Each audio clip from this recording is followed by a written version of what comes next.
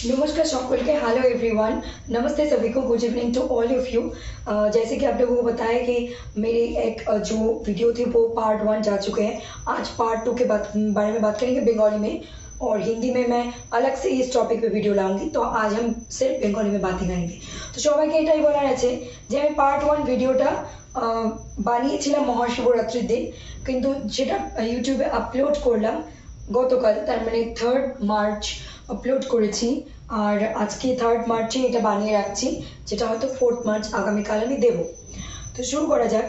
গলার আওয়াজের সঙ্গে একটু অ্যাডজাস্ট করে নেবেন, আমি দুঃখিত। কারণ হচ্ছে যে হ্যাঁ, বিশেষ অসুবিধার কারণে 3-4-5 রাত ঘুম ঠিকঠাক হয়নি, এবং ব্যস্ততা, এবং আমাকে দুবেলা পড়াতে হয় বাচ্চাদের, মানে বাড়িতেই পড়ে। তো সেই জন্য একটু প্রেশার পড়ে, এবং একটু জোরে কথা বললেও, আর লাইভ করেছিলাম গতকাল 2 ঘন্টা কথা বলতে হয়েছে। যাই হোক, ঘুম এবং কথা জোরে বলে এটা একটা প্রভাব পড়ে। আই হোপ যে এটা ঠিক হয়ে যাবে তাড়াতাড়ি। একটু অ্যাডজাস্ট করতে হবে, কিন্তু বিষয়টা অসম্পূর্ণ রাখা একদমই ঠিক হবে না আমার। তো আমরা আলোচনা করছি, যা যা বলার ছিল বলেছি। আজকে আমি আরো মেইন কয়েকটা টপিক বা মেইন কয়েকটা বিষয় তুলে ধরবো, যেটাতে তোমাদের মনের মধ্যে যে আরো একটু কনফিউশন, বা আমি যে বলেছি আমারও আরেকটু যে আধা আধুরা বা বাকি রয়ে গেছে, মনের মানে মন থেকে আমি ক্ল্যারিটি পাইনি, সেটা পূরণ হবে আজকে আমারও সাথে, তোমাদেরও বা আপনাদেরও। তো অবশ্যই এই ধরনের ভিডিও, পড়াশোনা related video, exam related updates, information, সব কিছুর জন্য কি করতে হবে? এসপি লিটারেচারকে like, comment, share and subscribe করতে হবে। কি করে? বেশি বেশি ভাবে শেয়ার করতে হবে, আর শেয়ার করলেই সাবস্ক্রাইব হবে। আর আমি এখানে একটা কথা উল্লেখ করবো যে যদিও আর কি আমি সেভাবে কাউকে প্রমোশন নিজের চ্যানেলও করি না, বলিও না কাউকে, রিলেটিভস, আদার্স, বাইরে সোশ্যাল মিডিয়া কোথাও আমি কোনো রকম প্রমোশন করি না। ইউটিউবে যতটুকু আমাদের রেসপন্সিবিলিটি ইউটিউবে ক্রিয়েটর হিসেবে করতে হয়, সেটা নতুন ছোট বড় না, নতুন শুরু হোক আর বা পুরনোই হোক, যেই হোক, তো সেটুকুই আমি রেসপন্সিবিলিটি বা দায়িত্বটা পালন করি। তো যেভাবে ভিউজ আসে, কখনো কখনো সাবস্ক্রাইবার সেভাবে আসে না। তো যাই হোক, আপনাদের বা তোমাদের যদি মনে হয় যে ভিডিও দেখে হেল্পফুল, ইনফরমেটিভ, অবশ্যই তোমাদের বা তোমাদের পরিবারের বা বন্ধু বান্ধব বা কারো হেল্প করতে পারে, তো আপনারা ডেফিনেটলি বা তোমরা অবশ্যই লাইক, কমেন্ট, শেয়ার করতে পারো এবং সাবস্ক্রাইব করতে পারো। যাই হোক, শুরু করা যাক। এগুলো সব একটা একটা করে বলেছি। আজকে আমি শুরু করব এই প্রজেক্ট ওয়ার্ক থেকে, যেখানে আমাদের কথা থেমে গেছিল। প্রজেক্ট ওয়ার্ক থেকে শুরু করে তারপর আরো কিছু জিনিস বলবো ইম্পর্টেন্ট, তারপর ভিডিওটাকে এন্ড করবো। এনিথিং প্রজেক্ট ওয়ার্ক মানে এই যে আমি business field, entrepreneur, others field থেকে বলেছি। গতানুগতিক ট্রেডিশনাল যে এডুকেশন আছে আমাদের সিস্টেম ইন্ডিয়াতে বিগত অনেক বছর ধরে চলছে, সেখানে যে বিএ, এমএ, এমএসসি, এমকম বা আরো আদার্স যে আছে ডিগ্রি, এখন তো আরো অনেক কিছু বেড়েছে, মানে অনেক কিছু সুযোগ সুবিধা আছে, যেটা এই মুহূর্তে আমাদের ডিস্ট্রিক্টে কতটা আছে কি নেই আমি জানি না। কারণ লাস্ট আমি 6 বছর আগে থেকে গতানুগতিক পড়াশোনার লাইন থেকে সরে এসেছি। তো কলেজে বা ইউনিভার্সিটিতে কি হচ্ছে না হচ্ছে, যদিও আমি আপ টু ডেট বা আপডেটেড থাকার চেষ্টা করি, কিন্তু তারপরেও যদি নতুন কিছু থেকে থাকে আমার হয়তো জানা নেই, কিন্তু সবটাই সবাই জানবে সবকিছু, এরকমটা ভাবাটাও আমাদের ঠিক ভুল। যাই হোক, তো হচ্ছে এখানে এনিথিং প্রজেক্ট ওয়ার্ক মানে হলো যে এনিথিং প্রজেক্ট ওয়ার্ক এই পয়েন্ট অফ ভিউ থেকে বা এই পার্সপেক্টিভ থেকে, এই পরিপ্রেক্ষিতে, এই প্রেক্ষাপটে, যে প্রজেক্ট ওয়ার্ক মানে হচ্ছে কেউ এই বিষয়গুলো নিয়ে বয়স অনুযায়ী তো হয়, কেউ এইসব ফিল্ড থেকে এসেছে এক্সপিরিয়েন্স নেই, কিন্তু সে হয়তো, আমরা তো জানি না কার কপালে কি হয় বা কে কখন কোন স্ট্রিম চেঞ্জ করে কোথায় চলে যায়। এভরিথিং ইজ ফুল অফ আনসার্টেনিটিতে ভর্তি আমাদের জীবনে, মানে বেশিরভাগ জিনিসই আনসার্টেনিটিতে ভর্তি। আর কিছু জিনিস আমাদের হাতে, আমাদের জেদ দ্বারা, আমাদের কঠোর পরিশ্রম দ্বারা, আমাদের কঠোর মানে একদম ইচ্ছা শক্তি, মনোবল দ্বারা আমরা হাসিল করি। আর তার সঙ্গে কোথায় কি হবে আনসার্টেনিটিতে আমাদের মানব জীবন পরিপূর্ণ, কখন কোথায় কি হবে কার সাথে আমরা কিছু জানি না। তো এইগুলো ফিল থেকে সাপোজ কেউ এলো, তার এজ 30 হতে পারে, কারণ আমরা জানি এখন যা পরিস্থিতি বা লাস্ট কোভিড-19 সিচুয়েশনের পর থেকে যা পরিস্থিতি, তাতে করে সবাই খুব অ্যাডভান্স। তো এই ফিল্ড থেকে হয়তো কেউ এলো, আসার পর সে এখানে এই মানে অ্যাসিস্ট্যান্ট প্রফেসর হিসেবে জয়েন করেছে, তার এখন পিএইচডি করতে হবে এই ফিল্ড থেকে।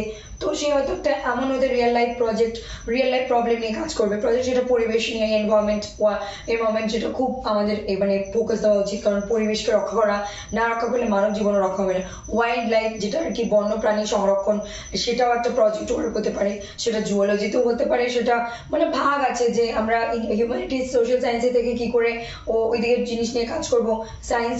আর এখানে ইউজিসি আর একটা ক্ল্যারিটি দিতে চাইবো, UGC new rules and guidelines, it is not about UGC NET, it is not about UGC CSIR NET, it is only about UGC new rules and guidelines. এটার মানেই বোঝাচ্ছে যে নেটের সরি শুধু নেটের ক্যান্ডিডেট নয়, শুধু সিএসআই এর নেটের জন্য বলছি না, সবার জন্য applicable. MA, MSc, MCom, BA, BSc, BSc, তারপর হচ্ছে যে যে ডিগ্রি আছে, এবং এই যে প্রজেক্ট ওয়ার্ক, এটা যে কোনো ফিল্ডের থেকে, যেমন আমরা হিউম্যানিটি সোশ্যাল সায়েন্স যেটা গতানুগতিক আমরা সেটা নিয়ে কাজ করতে চাই, যে সোশিওলজি সে সোশিওলজি নিয়ে কাজ করবে, যে সংস্কৃতি নিয়ে কাজ করতে চায়, যে ইংলিশে সে ইংলিশ নিয়েও কাজ করছে। কিন্তু পরিস্থিতির সাথে সাথে, সময়ের সাথে সাথে মানুষের পছন্দ, মানুষের ইচ্ছা, মানুষের কাজ করার চাহিদা, সমস্ত কিছুর মধ্যে আমরা পরিবর্তন লক্ষ্য করতে পারি।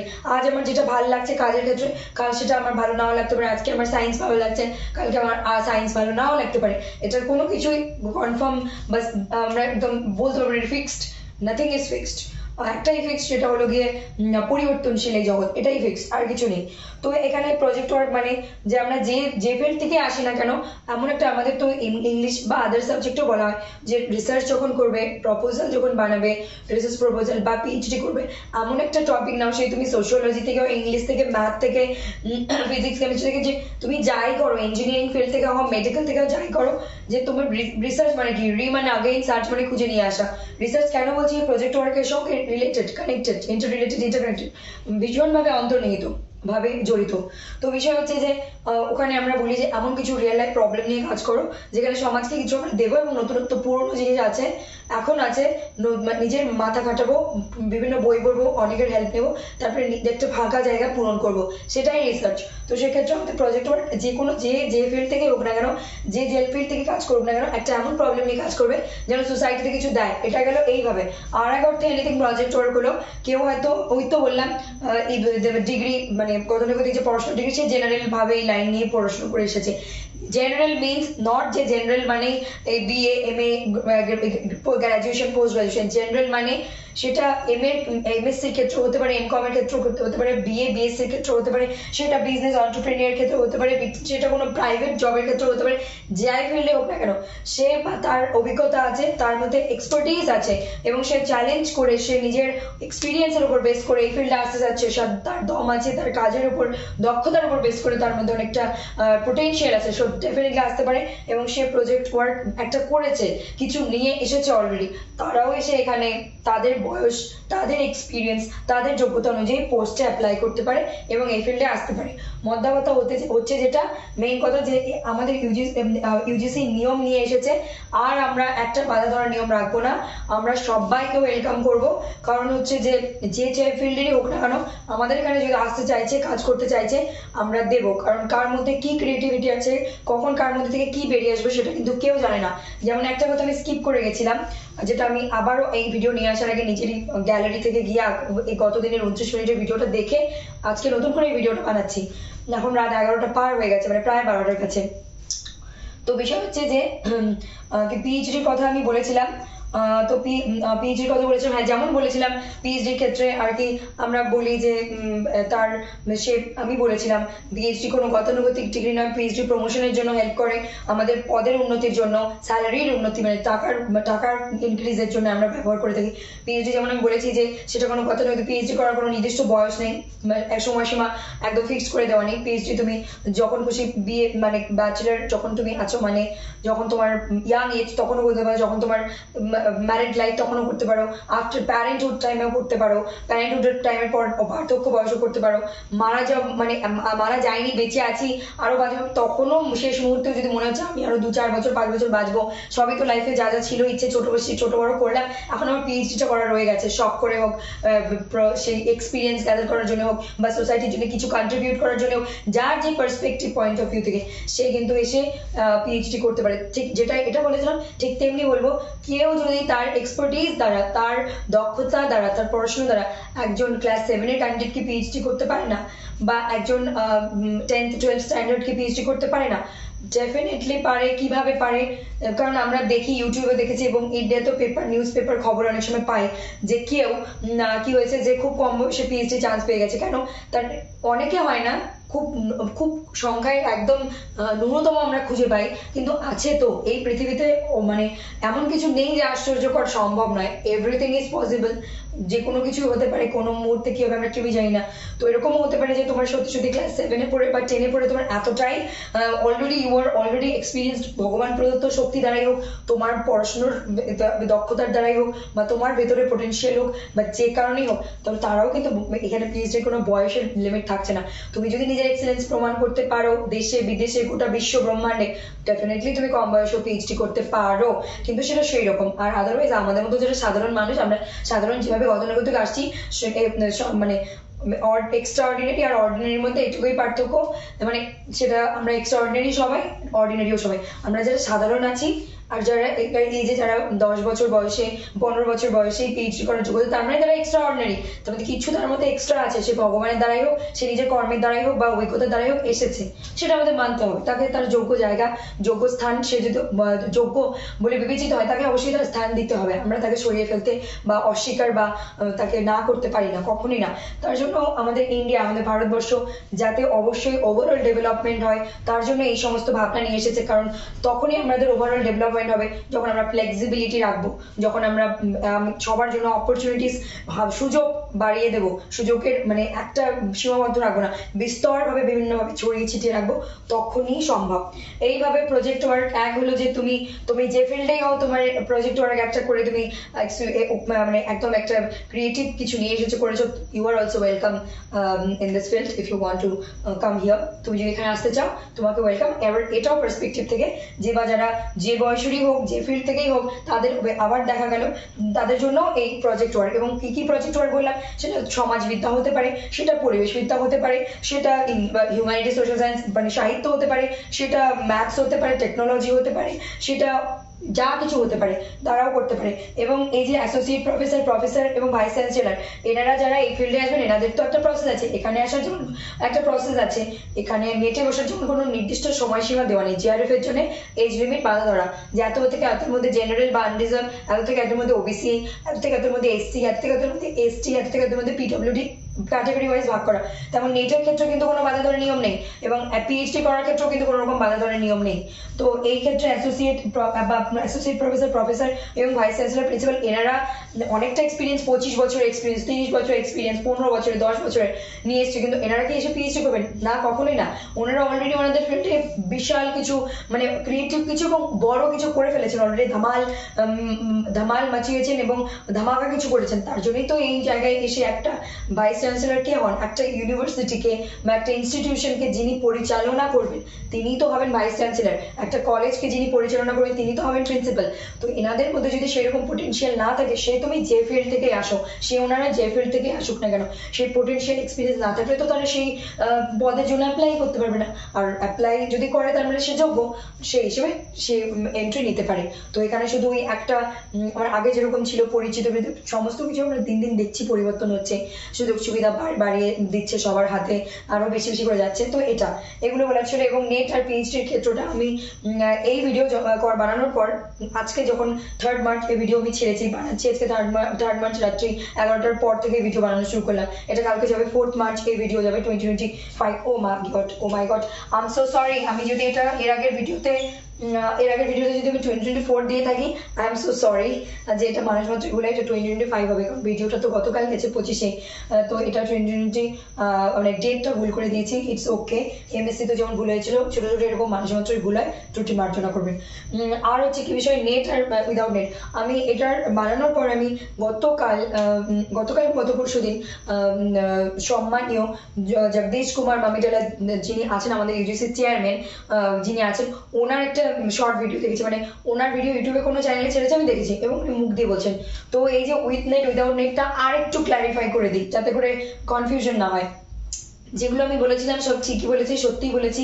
অনেক ঘাটাঘাটি করে ইনফরমেশন কালেক্ট করে নিয়ে এসেছিলাম। আবারও এখানে আরেকটা ক্ল্যারিটি দিই, without net, with net, without net, with PhD, without PhD, 4টে বিষয় আমি একটু আরো ভালো করে বলি। মানে হচ্ছে যে বা যারা এই যে জেনারেল এই যে লাইন বা এই যে বিএ এমএ এমএসসি এমকম এই যে ফিল্ড থেকে আসছে, বা সিএসআই আর নেটের ক্ষেত্রে বলবো যারা তোমার ওই এমএসসি তারপর যেগুলো সায়েন্সের বিভাগে পড়ে, ইউজিসি নেট, তো ইউজিসির সঙ্গে নেট হলে সেটা হয়ে যায় আর্টস ডিপার্টমেন্ট, ইউজিসির সঙ্গে যখন সিএসআই আর যুক্ত হয়ে যায় সেটা হয়ে যায় সায়েন্স ডিপার্টমেন্ট, মানে পুরো সায়েন্সের A to Z। তো সেখানে কি বলে সে যে ব্যাকগ্রাউন্ডের হোক, biology microbiology sociology art science মিলে যে ব্যাকগ্রাউন্ডেরই হোক, তাদের জন্য ওই দুটো রাস্তাই খোলা। ইউজিসি নেট মানে নেট কম্পালসারি থাকছে। নেট এটা কিন্তু না এখানে ইউজিসি লিখবো, না এখানে ইউজিসি লিখবো, না এখানে আমি সিএসআইআর নেট লিখবো, ঠিক আছে? কারণ হচ্ছে যে কিছু জিনিস আছে যে একই রকম মানে প্রসেস ফলো হবে। কিরকম যে হচ্ছে উইথ নেট মানে হচ্ছে এই যে যারা আসছে যারা বিএ এমএ করছে তাদের জন্য এখনো ওই প্রসেসই আছে। যারা বিজনেস অন্টারপ্রেনিয়ার বা যারা অলরেডি এক্সপিরিয়েন্স যে কোনো ফিল্ডে, এগুলোর মধ্যে আরো অনেক অনেক ফিল্ড যেগুলো তো আমি নাম এখনো পর্যন্ত জীবনে শুনিও নি, এরকম ফিল্ড আছে, তাদের জন্য কিন্তু সম্পূর্ণ রকম আলাদা ব্যবস্থা, মানে কোন এই নেটের কারবার নেই তাদের জন্য। কিন্তু যারা আমরা এই লাইনে আছি, যারা এই বিষয়বস্তু নিয়ে পড়ছি, এগুলোর মধ্যে আছি, তাদেরকে কিন্তু এই নেট এক্সাম দিয়েই আসতে হবে। তার এই নেট এক্সাম যবে থেকে চালু হয়েছে আজ অব্দি যায়নি, ভবিষ্যতেও যাবে না, এখনো আছে, ছিল, আছে এবং থাকবে। এটা নিয়ে পুরো মানে মাথার মধ্যে আমরা ঢুকিয়ে নেব, পুরো ক্লিয়ারলি বলবো যে এই যে উইদাউট নেটেও প্রফেসর হওয়া যায়, উইদাউট নেটেও এই ভাইস চ্যান্সেলর অ্যাসোসিয়েট প্রফেসর কিভাবে, সেটার জন্য রাস্তা হলো যারা এই ফিল্ডে আছে, অন্টারপ্রেনিয়ার বিজনেস ফিল্ড, আদার্স কোনো ফিল্ডে আছে, সে যে ডিপার্টমেন্ট হোক তাদের জন্য। কিন্তু যারা এই গতানুগতিক লাইন মানে আমরা যারা, সে এখন তোমার ইউজিসি 85টা সাবজেক্টের স্টুডেন্টই হোক বা সিএসআই এর নেটেরও যে সাবজেক্টগুলো আছে সেগুলোই হোক, নেট ইজ কম্পালসারি, তাদের জন্য কম্পালসারি ছিল, আছে এবং থাকবে। কোনো নেট পরিবর্তন হয়নি, নেট এক্সাম হবে এবং নেটের গুরুত্ব আছে, নেটের পরিপ্রেক্ষিতেই তাদেরকে নেওয়া হবে। কারণ যারা যারা হয়তো কোনোদিন এই গতানুগতিক পড়াশোনা করেনি, যারা বিজনেস এরিয়াতে আছে, যারা অন্টারপ্রেনিয়ার আছে, যারা আদার্স ফিল্ডে আছে, তারা আবার নতুন করে এসে কি করে নেট দেবে? তাদের জন্য তো নেট নেই। যে 85টা সাবজেক্টের নেটের লিস্ট আছে তারাই শুধুমাত্র নেট এক্সাম দিতে পারবে, তাই না, এখনো পর্যন্ত। কিন্তু যাদের নেই তারা কি করবে? তাদের জন্য ফ্লেক্সিবিলিটি দেওয়া হলো, তোমরা আসো এখানে, তোমাদের এক্সেলেন্সকে প্রমাণ করো, পোটেনশিয়ালকে প্রমাণ করো এবং তোমরা এসে তোমাদের যোগ্যমতো স্থান নিয়ে যাও, যদি নিতে পারো নাও। আর উইদাউট নেট মানে এই পার্সপেক্টিভ থেকে উইদাউট নেট, ওকে? যারা আমরা এই লাইনে আছি আমাদের জন্য এখনো এটা ইম্পর্টেন্ট। আর একটা কথা, with PhD without PhD, with PhD without PhD মানে হচ্ছে, এখানে একটা বলি, কারণ হয়তো নেট আছে এখনো পিএইচডি হয়নি, তো আমার নেট হচ্ছে আমার পিএইচডি নেই, তার মানে কি আমি অ্যাসিস্ট্যান্ট প্রফেসরের জন্য অ্যাপ্লাই করবো না? ডেফিনেটলি করবো, আমার নেট আছে। এবং তারপর সেটা state university, central university, all over ইন্ডিয়াতে। তারপর কারোর হয়তো নেট হয়নি, কোনো কারণে নেট হয়নি, সে তার একাডেমিক স্কোরের মাধ্যমে, গ্রাজুয়েশন পোস্ট গ্রাজুয়েশন একাডেমিক স্কোরের মাধ্যমে, তার এক্সিলেন্সের মাধ্যমে সে ডিরেক্ট পিএইচডিতে চান্স পেয়ে গেছে এবং সে 5 বছর 3 বছরের পিএইচডি কমপ্লিট করে তার নামে সামনে ডক্টরেট উপাধি এবং তার একদম অথেন্টিক ভাবে, তার সৎভাবে তার ডিগ্রি নেওয়া হয়ে গেছে। তো তার কোনো কারণে, ভাগ্যের কারণে হোক, পড়াশোনার যে কোনো কারণে, সবার সবটা একসঙ্গে হবে বা সবকিছু তা তো বলা ভুল, সবাই বিভিন্ন জন বিভিন্ন রকম জন্যই এই ফ্লেক্সিবিলিটি কিন্তু নিয়ে এসেছে অনেক কিছু ভেবে ইন্ডিয়া এই ফিল্ডে এবং আদার্স ফিল্ডে, যার অনেক ফিল্ড আছে যেগুলো তো আমরা এখনো জানি না। তো এখানে উইদাউট পিএইচডি মানে হচ্ছে যাদের পিএইচডি আছে কমপ্লিট, কিন্তু কোনো কারণে হয়তো তার এখনো পর্যন্ত নেটটা হয়নি, তাহলে সে এই লাইনে পড়াশোনা করলো, ওই সাবজেক্টে পিএইচডি করলো, তো এখনো তার নেটটা কোনো কারণে হয়নি, তার জন্য কি সে হতাশাগ্রস্ত হবে বা আফসোস করবে, ইস আমি কেন প্রফেসর অ্যাসিস্ট্যান্ট প্রফেসর হওয়ার জন্য অ্যাপ্লাই করতে পারছি না? তোমার পিএইচডিটা তোমাকে সেই গুরুত্বটা দেবে এবং তুমি অ্যাপ্লাই করতে পারবে অ্যাসিস্ট্যান্ট প্রফেসর হওয়ার জন্য। পার্থক্যটা বুঝতে হবে, why with PhD without PhD, why with net without net, কেন নেট সহ, কেন নেট ছাড়া, কেন পিএইচডি সহ, কেন পিএইচডি ছাড়া। কিন্তু আমরা যদি এখন এই যারা জেনারেল লাইনে পড়াশোনা করছি, তারা যে লাইনে আমাদের জন্য নেট, আমরা যদি এখন নিজেকে বিজনেস ফিল্ডের অন্টারপ্রেনিয়রশিপের লোক মনে করে, মানে মিসগাইড হয়ে নিজেকে নিজে ভুল বুঝিয়ে বা কারোর থেকে ভুল বুঝে শিখে নিয়ে যদি এখন আমরা মনে করি আরে নেট না হলে এগুলোতে অ্যাপ্লাই করা যায় রে, তাহলে কোনো জীবনে হবে না, ঠিক আছে? তো এটাও তাই বললাম। আর সেটা বলে দিলাম, স্যালারি হাইকের বিষয়গুলো আগেই বলা ছিল। তো আমি আশা করছি ক্ল্যারিটি দিতে পারলাম, কিন্তু যদি না পেরে থাকি কমেন্ট বক্সে জানাবে, যে বা যারা এখনো বুঝতে পারোনি, তার উপর পরিপ্রেক্ষিতে আমি পরবর্তী ভিডিও নিয়ে আসবো। নেক্সট, নো এপিআই, এটাকে নিয়ে আরেকটু বলি।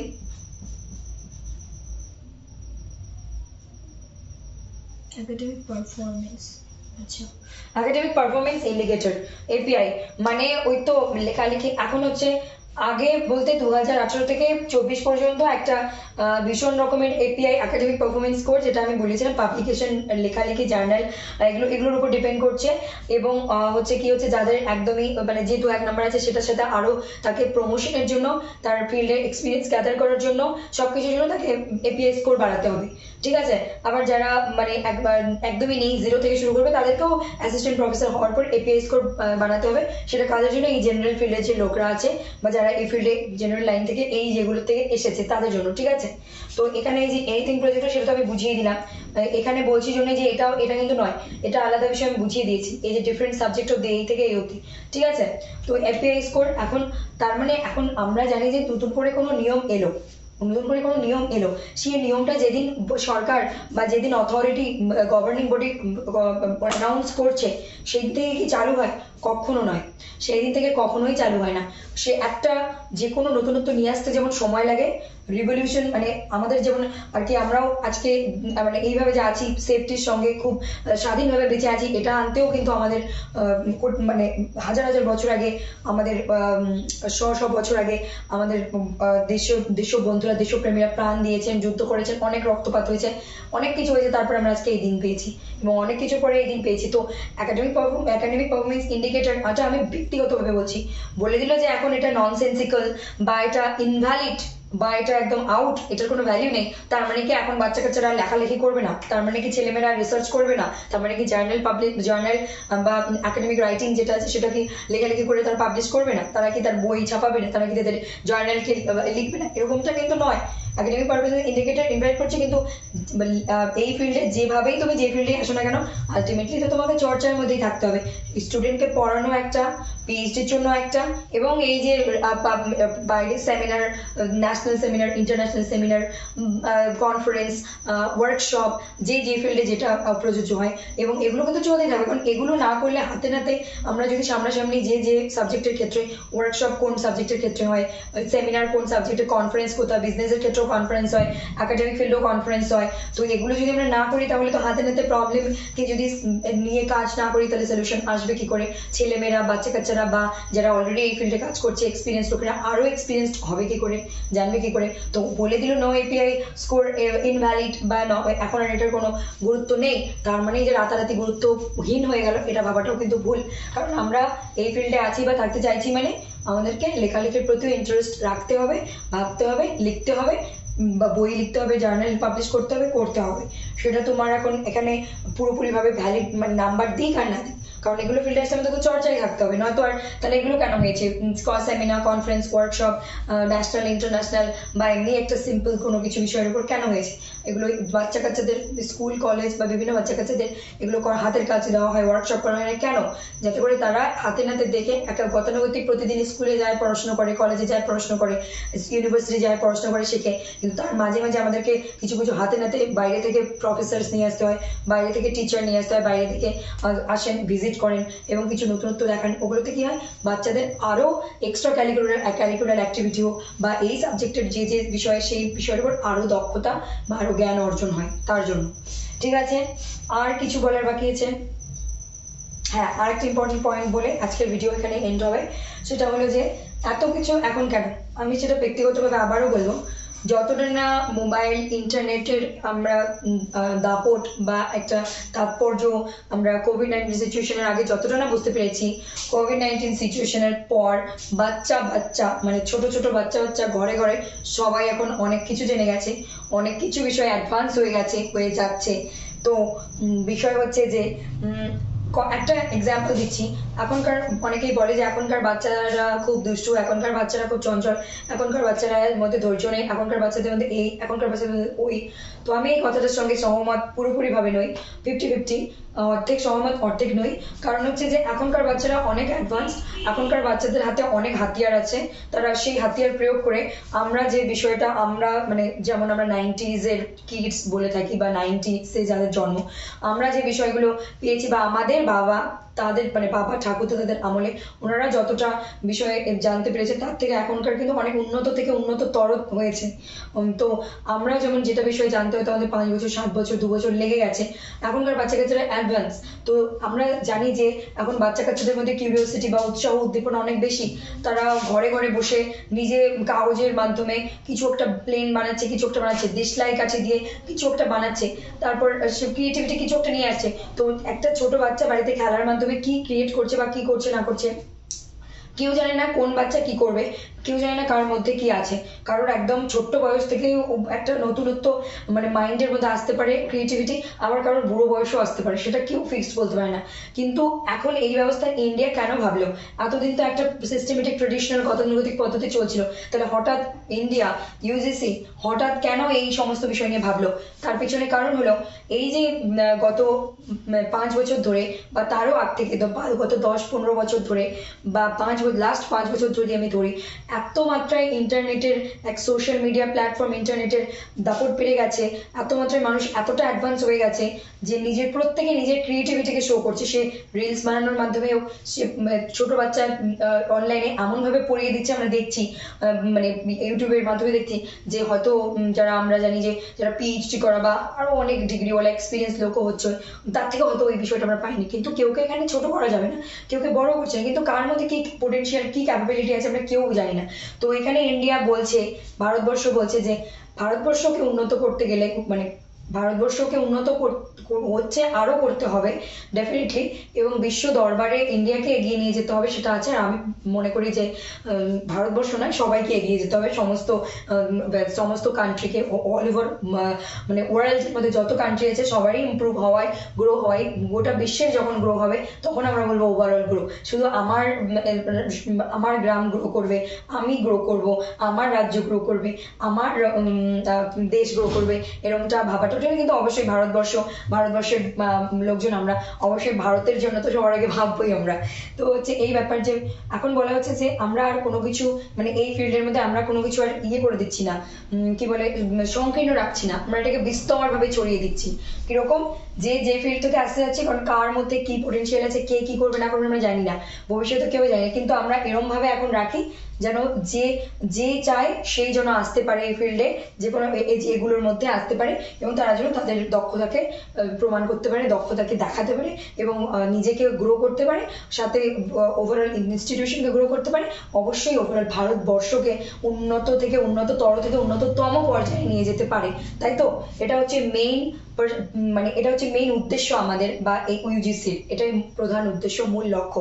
কারণ কেউ জানে না কার মধ্যে, ছোট বাচ্চা একটা ঘরের মধ্যে বসে কি ক্রিয়েট করছে, একজন বয়স্ক মানুষ ঘরের মধ্যে বসে কি ক্রিয়েট করছে আমরা কেউ জানি না, কিন্তু অনলাইনের থ্রু, ইন্টারনেটের থ্রুতে সবাই এখন নিজের ট্যালেন্টকে, নিজের ক্রিয়েটিভিটিকে প্রদর্শন করার রাস্তা পেয়েছে, অনেক অ্যাডভান্স হয়েছে। তো সেই অর্থে আমি বলবো এখনকার বাচ্চা কাচ্চা কি করবে না করবে বা অনেকটা ডিপেন্ড করছে আমরা যারা গার্জিয়ান বা যারা বাড়িতে আছি, টিচারদের উপর, গার্জিয়ানের উপর, সমাজ ব্যবস্থার উপর, সমাজের লোকের উপর, সবার দায়িত্ব। যে একটা হচ্ছে মোবাইলের মধ্যে রিলও আছে, মোবাইলে পড়াশোনার ইউটিউব ভিডিও আছে, গুগলে ইনফরমেশনও আছে, এবং আজে বাজে জিনিসও আছে, মানে যেটা আমরা বলি যে কোনো বয়সে মানে একটা প্রত্যেকটা জিনিস দেখার বা প্রত্যেকটা জিনিস গ্রহণ করার তো একটা সময় থাকে, বয়স থাকে।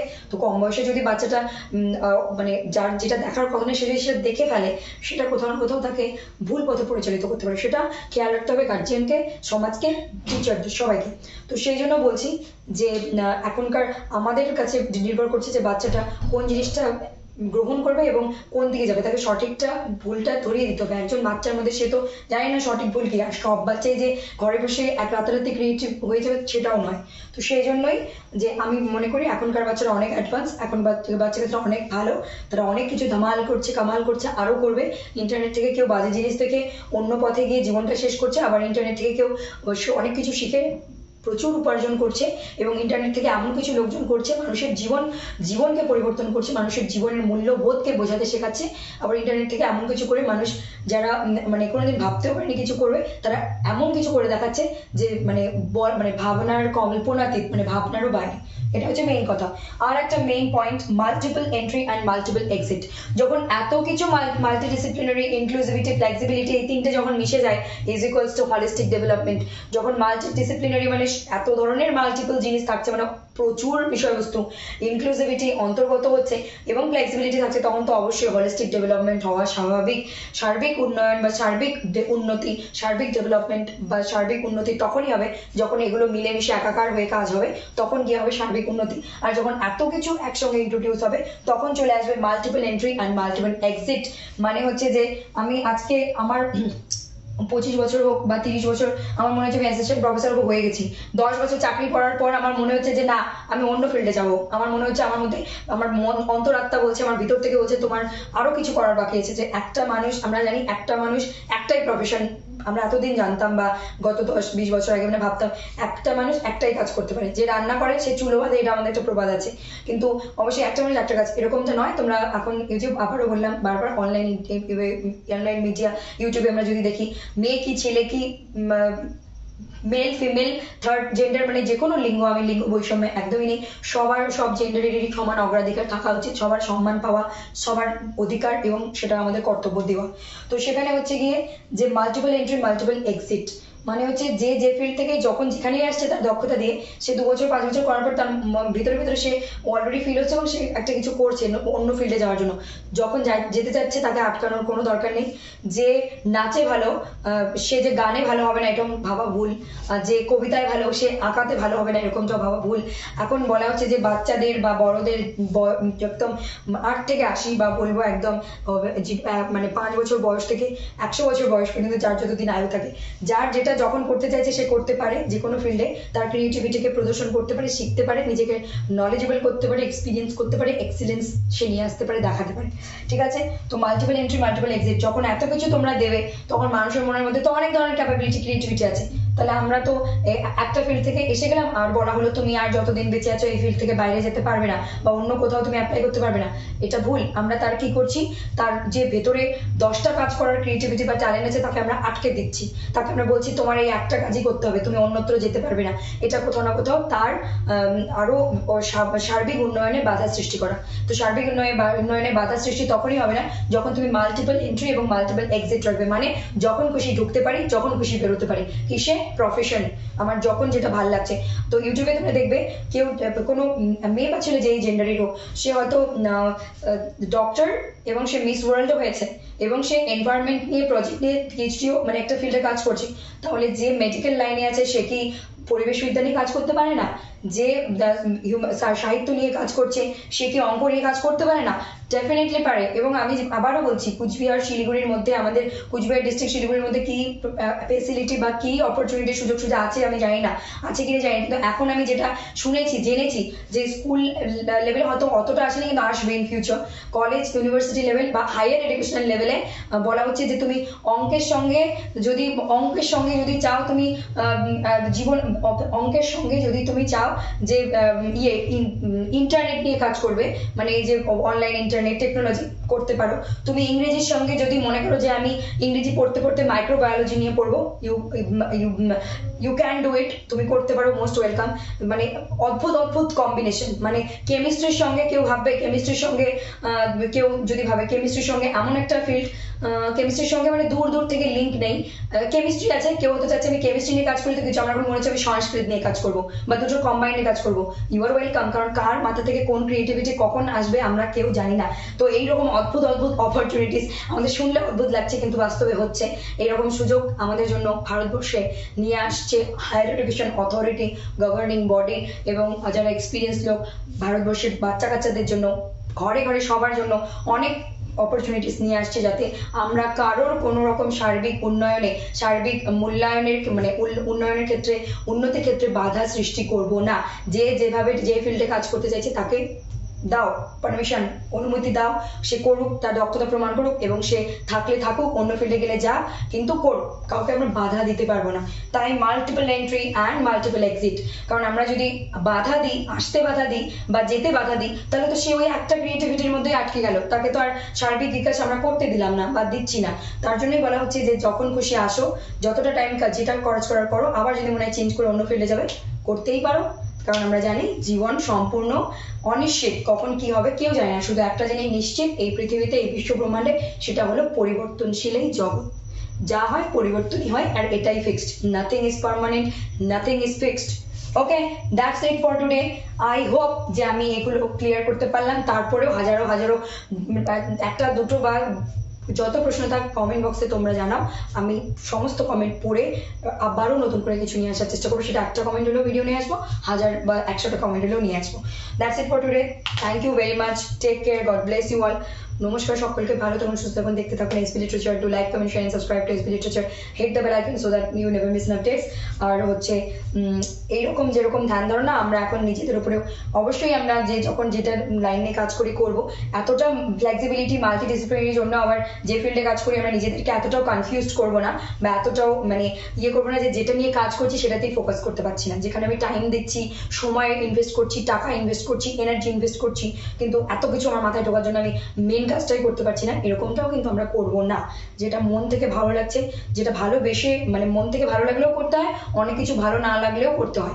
অনেক সময় আমরা ভালোবেসে কাজ করি, অনেক সময় বাধ্য হয়ে করি, কিন্তু করতে তো হয়, কারণ আমরা কেউই জানি না কাকে বাধ্য হয়ে কখন কি করতে হয়, আবার কখন কে ইচ্ছাকৃত করে, আবার কখন তার অন্তরাত্মা জেগে ওঠে সেই ভিত্তিতে করে। কিন্তু কাজ তো আমাদের করতেই হয়, পড়তেই হয়, শিখতে থাকতেই হয়, ঠিক আছে? তো এই হলো বিষয়বস্তু। এগুলো ক্ল্যারিটি দেওয়ার জন্য, এগুলো কিন্তু কনফিউশন ক্রিয়েট করার জন্য নয়, কনফিউশনকে ক্ল্যারিফাই করার জন্য, ভেঙে ভেঙে বোঝানো, ঠিক আছে? সবাই ভালো থাকো, নিজে ভালো থাকো, অপরকে ভালো রাখো, দেখতে থাকো এসপি লিটারেচার।